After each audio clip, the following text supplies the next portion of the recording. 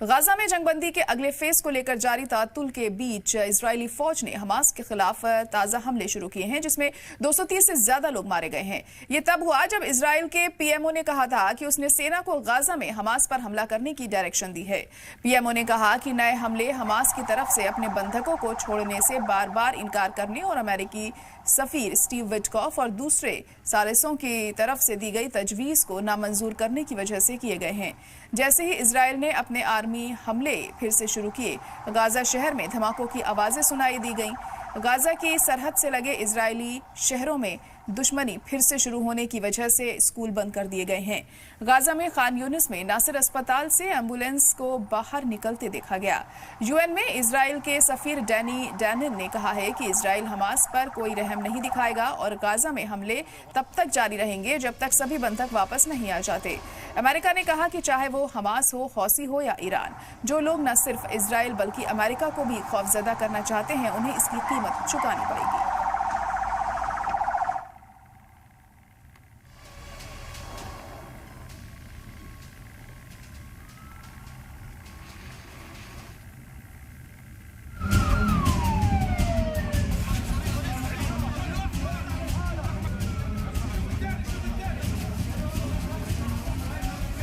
एक तरफ इजरायल बंधकों की रिहाई और सीज फायर मुआहदे को बढ़ाने की बात करता है, वहीं दूसरी तरफ गाजा में एयर स्ट्राइक करके सैकड़ों बेगुनाहों की जान ले लेता है। रमजान के पाक महीने में भी गाजा में इजरायल ने खून बरसाया है। गाजा पट्टी में इजरायली फौज ने एक बार फिर हमला बोला है। नेतन्याहू की फौज के हवाई हमलों में करीब 230 फिलिस्तीनियों के मारे जाने की खबर है। रॉकेट अटैक में कई बच्चों की भी जान चली गई। इजरायली सेना ने एयर स्ट्राइक के बाद ये भी कहा कि गाजा में उनका आर्मी ऑपरेशन हवाई हमलों के साथ आगे भी जारी रखेगा। इजरायली फौज ने एक बार अपने हमलों को वाजिब ठहराने के लिए दहशतगर्दों हथियार का वही पुराना राग अलापना शुरू कर दिया। आईडीएफ का कहना है कि वो गाजा में हमास कमांडर्स को ढेर करने के साथ उनके अड्डों को भी निशाना बनाता रहेगा। सेना ने कहा कि जब तक जरूरत होगी तब तक हमले जारी रहेंगे और हवाई हमलों से आगे भी ऑपरेशन को बढ़ाया जाएगा। उधर हमास ने वार्निंग देते हुए कहा है कि गाजा में इजरायल के लिए हमले जंगबंदी की खिलाफ वर्जी करते हैं और बंधकों के मुस्तकबिल को खतरे में डालते हैं।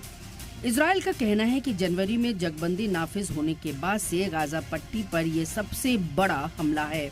वजीर आजम बेंजामिन नेतन्याहू ने कहा कि उन्होंने जंगबंदी को आगे बढ़ाने के लिए बातचीत में पेशरफ्त में कमी की वजह से हमलों का हुक्म दिया।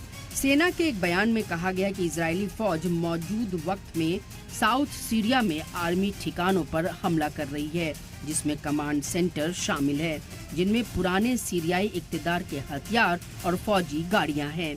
सेना ने आगे कहा कि वो साउथ सीरिया में आर्मी खतरों की मौजूदगी की इजाजत नहीं देगी और इसके खिलाफ काम करेगी। नेतन्याहू ने ये भी कहा कि इजरायल अब से आर्मी ताकत में इजाफे के साथ हमास के खिलाफ कार्रवाई करेगा। इस हमले ने माह मुकद्दस रमजान के दौरान सीज फायर को तोड़ दिया और 17 महीने के जंग में पूरी तरह से लड़ाई इम्कान को फिर बढ़ा दिया है।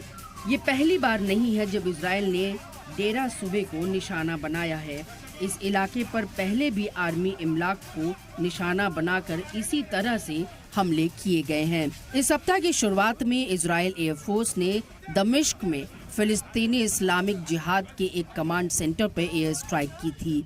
इजरायल डिफेंस फोर्स ने कहा, आईडीएफ ने दावा किया है कि कमांड सेंटर का इस्तेमाल पीआईजी की तरफ से इजरायल के खिलाफ दहशतगर्दाना सरगर्मियों की प्लानिंग बनाने और उन्हें डायरेक्ट करने के लिए किया गया था।